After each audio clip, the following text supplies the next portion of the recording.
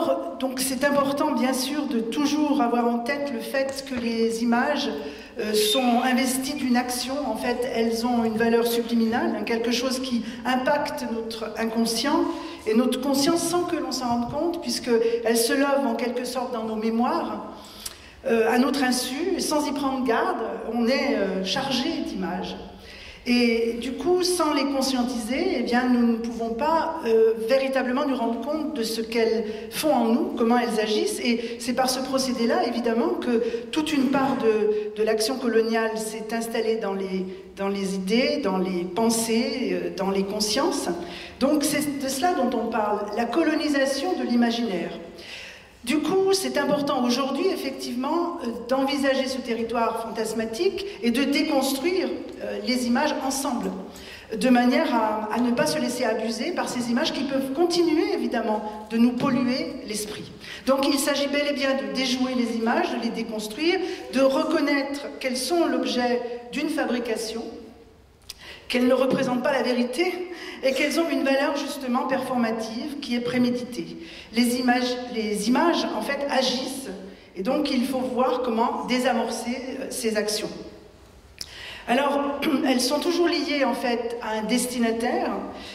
L'image est donc composée, construite, qu'il s'agisse d'une image picturale réalisée par un artiste, d'une photographie d'art, qu'il s'agisse même d'une photo prise sur le vif, de clichés qui peuvent être des clichés d'ordre privé, les images ont donc été fabriquées, construites, elles sont le fruit de l'humain et donc on doit pouvoir effectivement les déprogrammer, on va dire, essayer de percer à jour quelque part, non pas forcément ce qu'elle voulait dire, mais comment elle nous impacte. Alors il y a une chose importante, c'est évidemment l'adresse de l'image. L'image a toujours en fait une perspective, il y a une intention derrière. Les contextes sont absolument essentiels aussi à comprendre. La fameuse composition de l'image est aussi importante, la géométrie, l'organisation de l'ensemble, les couleurs, les matières, l'environnement, le décor, et puis bien sûr les postures, la posture donc décor, tout ce que l'on peut définir comme une mise en scène. Et cette dimension-là, eh bien, donc on a quelques exemples, donc c'est pour ça qu'on a chacun choisi des images différentes, de nature différente, à commencer justement par une image qui est une peinture, alors qui est peut-être, ça y est, elle est donc arrivée, et cette peinture, elle va nous permettre justement aussi de parler de ce que représente la domination sur les corps masculins racisés. Puisque vous voyez au centre de l'image, bien sûr, le personnage dit du petit négrillon. Cette peinture est une peinture du début du XVIIIe, vraisemblablement peinte autour de 1700. Et cette peinture est celle d'un portraitiste qui est en fait à Versailles, qui vit de ses peintures, hein, et qui a ici peint en fait deux personnalités importantes de la cour de Versailles. Et il est vrai que c'est un exemple donc pour nous tout à fait symptomatique de comprendre l'image en fait à travers les codes qu'elle représente à l'époque, puisqu'il y a une intention forte avec toute une part de non-dit. Or, il s'agit bel et bien d'une peinture qui traite, on pourrait dire, des dessous de Versailles, qui est particulièrement grivoise, dénonciatrice aussi, quelque part, mais tout en sous-main, de manière à finalement dire ce qu'on ne peut pas dire, parce qu'on est quand même sous le règne de Louis XIV, qu'il y a une censure forte, que tout le monde sait certaines choses, mais qu'on ne peut pas les dire et qu'on ne peut pas les écrire. Mais en revanche, on peut travailler sur des codes et les dire. Ces deux femmes sont des sœurs, donc vous voyez d'ailleurs qu'elles se ressemblent, et elles sont donc presque en miroir, d'ailleurs avec un jeu aussi de dissymétrie, l'une est brune, l'autre est plutôt blond vénitien, comme c'est la mode d'ailleurs à l'époque. Toutes les deux sont blanches, très très pâles, ce qui crée évidemment un effet de contraste avec le personnage central, et il est vrai que donc, au XVIIIe siècle, enfin au XVIIe, XVIIIe, ces peintures-là sont toujours des peintures qui travaillent sur les visages pour tenter d'utiliser le visage du petit négrillon, avec plein de guillemets, comme un faire-valoir, bien entendu, de la beauté pâle donc du visage des deux femmes. Ces deux femmes sont en fait des filles de Louis XIV, des filles naturelles qui ont été légitimées. Leur mère est Madame de Montespan, qui était qui était la grande maîtresse du roi. Elle a été la maîtresse du roi pendant son propre mariage. Le mari était à la guerre, ce qui fait que ces deux enfants naturels ont été des enfants naturels légitimés par le roi et dont on ne disait pas que c'était qui était la mère. Elle n'a pas élevé ses filles, c'est Madame de Maintenon qui les a élevées par la suite.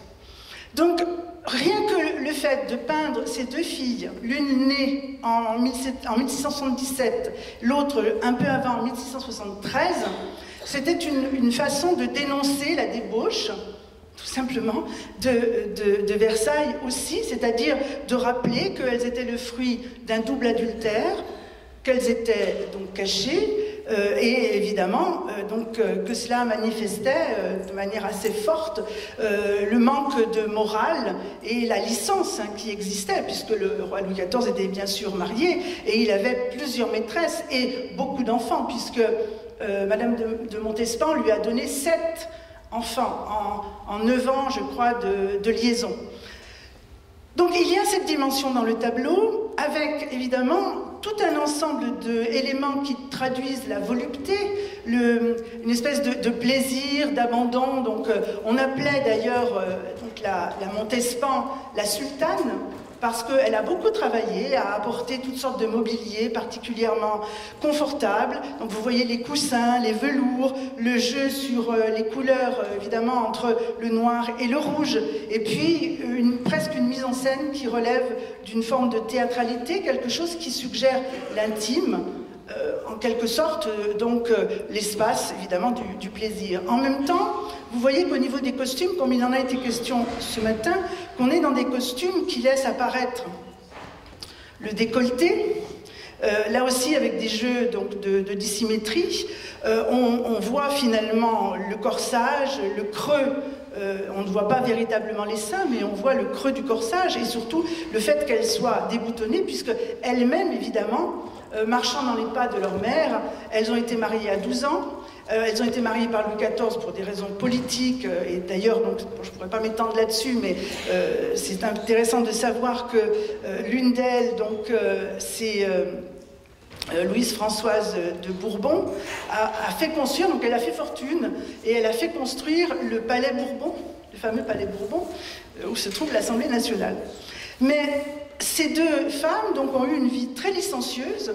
L'une se faisait d'ailleurs appeler également la Mademoiselle Lucifer, parce qu'entre les deux, il y a eu, entre les deux naissances, entre celle la plus âgée, de 1173, celle de droite qui a les cheveux bruns, et puis celle plus jeune, née en 1677, eh bien, la Montespan était entrée en disgrâce. Une autre maîtresse s'était présentée, c'était Madame de la Vallière, et du coup, elle aurait fait des messes noires pour récupérer son amant, et finalement, elle a refait 2 autres enfants avec Louis XIV. Alors c'est là où, tout d'un coup, s'inscrit dans le tableau quelque chose qui ne nous apparaît pas au premier abord. Le petit personnage du Négrillon, vous allez me dire, c'est un élément de décor, en fait. Oui, à l'époque, il y avait des enfants qui venaient des Antilles, parfois qui étaient aussi directement envoyés depuis l'Afrique dans les cours européennes, de manière à créer des petits objets absolument remarquables qu'on offrait à ses maîtresses comme on pouvait offrir un animal de compagnie. Et il est vrai que vous avez dans le tableau cette espèce de diagonale aussi entre le regard. Donc si vous regardez le regard du petit Négrillon central avec le regard du chien, il y a une espèce ils se regardent dans les yeux l'un de l'autre, il y a presque une ressemblance, il y a quelque chose qui crée effectivement l'animalité aussi dont on a parlé, un effet d'animalité, c'est-à-dire que cet enfant au centre, jeune homme, donc on imagine légèrement plus jeune que les femmes, il est là comme un petit élément décoratif, mais il n'est pas que décoratif, il offre des fleurs. Et en même temps, Si vous voyez comment, elle s'appelait en fait Louise Françoise de Bourbon, hein, celle de droite, la mademoiselle de Nantes, elle s'appuie sur son épaule, elle tient le chien. L'autre, au contraire, est plus dans quelque chose qui relève de il y a plus de légèreté, elle touche les fleurs, en fait. Mais c'est à la fois les plaisirs olfactifs, les plaisirs tactiles. Et on sait très bien, enfin au creux de ces dessous de Versailles, eh bien il y a aussi, bien sûr, ce qui prépare, on parle aujourd'hui de tourisme sexuel, mais on est déjà dans cela, c'est exactement cela. C'est-à-dire qu'au XVIIIe, il y aura une figure comme ça assez célèbre, c'est Zamore. Mais des Zamores, il y en a eu avant la deuxième moitié du XVIIIe siècle et l'époque de la Pompadour. C'est exactement le même phénomène, c'est-à-dire que ces femmes qui étaient esseulées avaient des chiens pour se tenir compagnie, mais demandaient aussi aux jeunes gens qui les entouraient, et les petits esclaves qui servaient de domestiques, également de les accompagner dans leur plaisir intime. Tout le tableau dit ce creux-là. Si vous regardez en détail, il y a une espèce de V, hein, de triangle. La Montespan avait aussi, comme elle était enceinte tout le temps, elle avait inventé une robe à battants, de manière à ce qu'on ne voit pas qu'elle était enceinte, et on les accrochait avec des troussoirs. Les troussoirs, c'était le fait de relever la robe. Et vous en avez sur le ventre. Donc regardez le ventre des deux femmes. L'une a une robe qui n'est pas serrée à la taille. L'autre, elle est serrée à la taille, mais elle porte en fait une espèce de petit collier de ceinture sur le bas du pubis. Et les velours aussi soulignent leur entrejambe. Et en fait, ça parle effectivement aussi de tout cet érotisme-là, mais pas avec des seins nus, mais il est bien question d'érotisme et de dessous particulièrement grivois.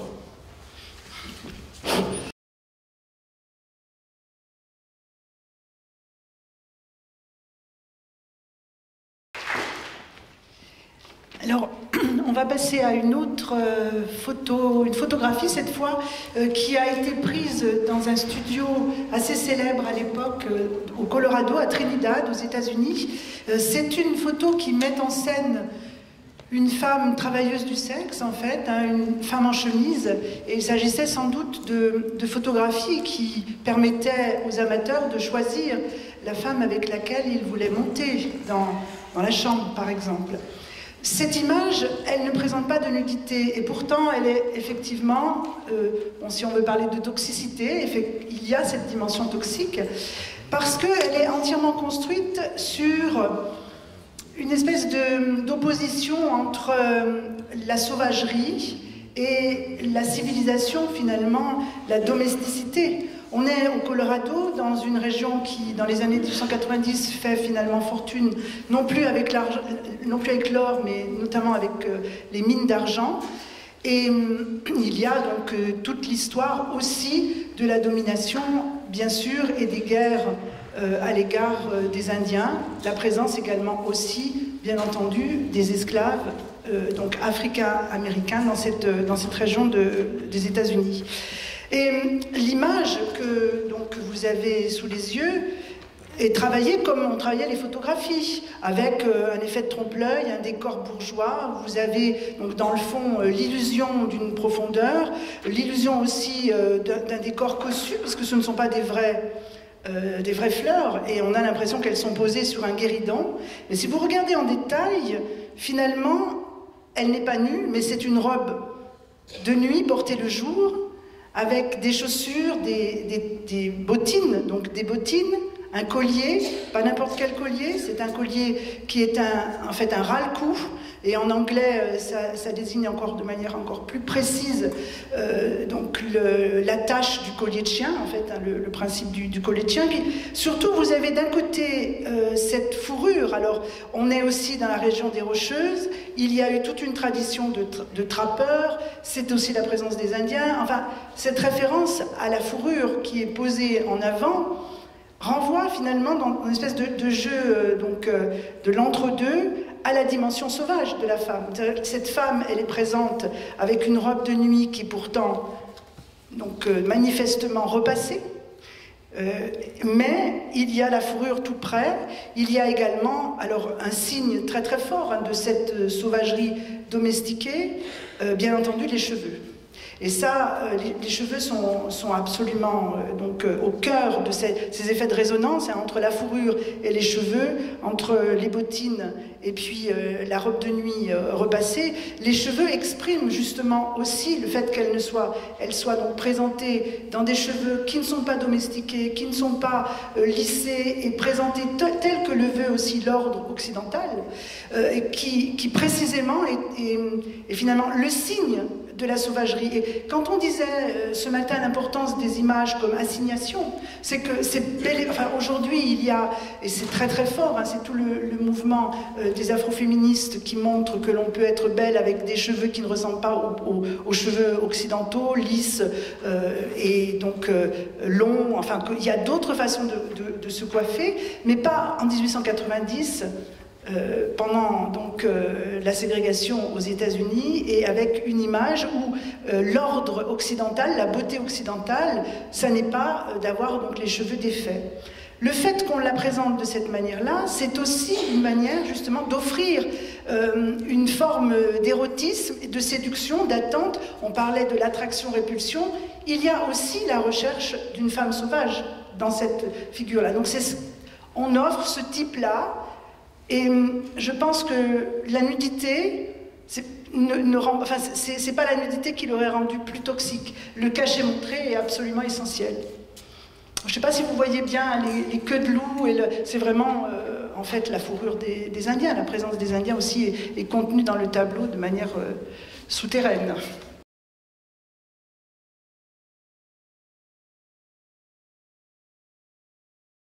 Ah oui. On a déjà beaucoup parlé de ces images, mais je crois qu'on n'épuisera pas aujourd'hui leur impact et leur enjeu. En fait, je voulais attirer votre attention sur 3 aspects de cette image, effectivement, qui relèvent du safari Pouet-Pouet. Et si je mets Pouet-Pouet, c'est parce qu'il y a derrière cette image, qui nous choque, évidemment, toute une intention qui ne se veut pas du tout, en fait, je dirais, liée à une violence, mais qui est en fait contenue effectivement dans le comportement. Donc ces trois aspects, d'abord le cliché, la dimension cliché-souvenir, puisqu'il s'agit bien d'un cliché sans doute pris entre copains qui exprime l'insouciance un peu jubilatoire de la possession du corps de l'autre. La désinvolture du geste de l'homme à la cigarette au bec est particulièrement provocante pour nous aujourd'hui, bien sûr. C'est un geste impossible en Europe à l'époque, donc elle date de 1945, sous le regard d'un tiers, un geste ostensible à la vue de tous, où la femme indigène est empoignée comme un objet, une baudruche, une véritable poupée destinée au plaisir.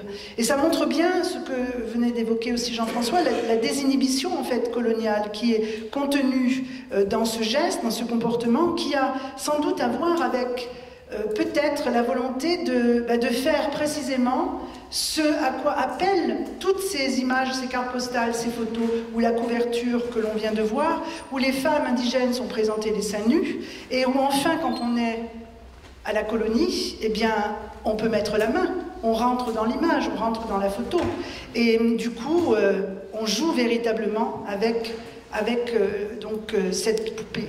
C'est pour ça qu'il y a aussi derrière la dimension du trophée colonial. Enfin, on touche, on ramène quelque chose, ça va être sous forme de souvenir, mais on est bien dans une domination, une photographie qui concrétise la possession de l'autre et qui exprime le non-respect, évidemment, de l'intégrité du corps de l'autre.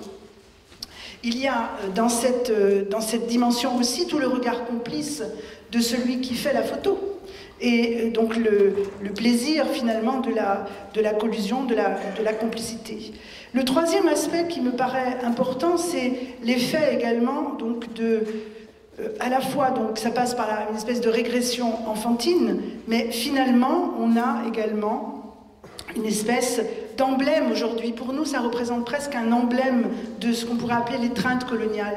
Parce qu'effectivement, il la serre dans ses bras, on a le sentiment qu'il n'y a pas un geste qui se veut violent, et pourtant la violence est contenue justement dans cette étreinte-là, dans cette rencontre absolument incompréhensible. Alors il est vrai que par le hasard sans doute du cliché, qui n'est pas un cliché artistique, se dessine une espèce de rencontre brutale, de carrefour. Hein. Donc vous avez presque donc une croix avec l'horizon et puis les arbres derrière.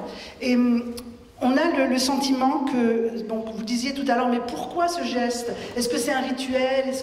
Mais c'est un geste qui relève effectivement du rapport à la mer et du rapport au sein de la mer, et qui renvoie, je pense, de manière assez forte au plan symbolique à cette dimension de la colonie nourricière aussi. Cette image d'une image maternelle en même temps de ce que va apporter la colonie, de ce que l'on va chercher aussi à la colonie. En tout cas, ce sont des images donc, qui nous interpellent parce qu'elles sont d'autant plus difficiles à accepter et à décoder qu'il n'y a pas dedans une violence directe. Et elles sont pourtant insupportables, entre autres donc, parce qu'il y a une forme d'image du viol, en fait, sans qu'il y ait la violence exprimée du viol. Et il y a pourtant viol parce qu'il y a agression de l'intégralité de l'autre. Et c'est ça l'éroticolonie, c'est ça le fait de prendre possession du territoire de l'autre, le corps étant un des premiers territoires à conquérir pour accéder justement au territoire entier.